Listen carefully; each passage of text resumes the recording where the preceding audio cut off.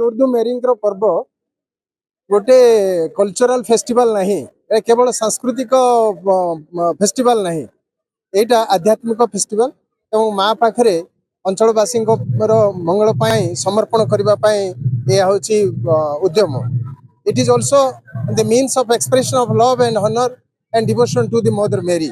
ईश्वर माँ को मदर मेरी को आमर प्रेम ज्ञापन कर यह गोटे अवसर एवं माँ जेपरी ए जगतर उद्धार पाए से ईश्वर आह्वान को ग्रहण कले से भली आमे आमर जीवन में सामाजिक जीवन में ईश्वर जो आह्वान से आह्वान को ग्रहण कर ये लोक ये जो भाईचारा नहीं अंचल भाईचारा बढ़े समस्त सहित ए देश ए राज्य ये अंचल विकास जो भाव में समर्पित करूँ। तेणुक माँ पाखे आज आम समस्ते समर्पित कलु और पाखे आज आम प्रार्थना व्याख्या करूँ।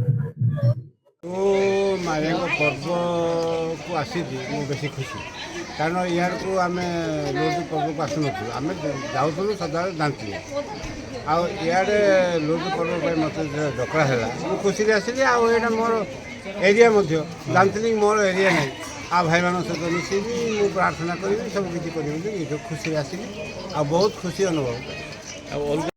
आज उत्सव एक आध्यात्मिक उत्सव थिला अंचलवासी मानकर यहाँ बड़ पर्व एपाई आम पाखापाखि बहुत ग्रामर लोक मैंने जोग देते एवं मु गोटे प्रधान जाजक हिसाब से आम मंडल समस्त मुझे अंतर्भुक्त करते आ समस्ते ये जोग देते आ समस्ते यह आनंदर सहित पालन कर दृढ़ विश्वास यही पर्वटा आम विश्वास को मजबूत करी सक्रिय करी। धन्यवाद।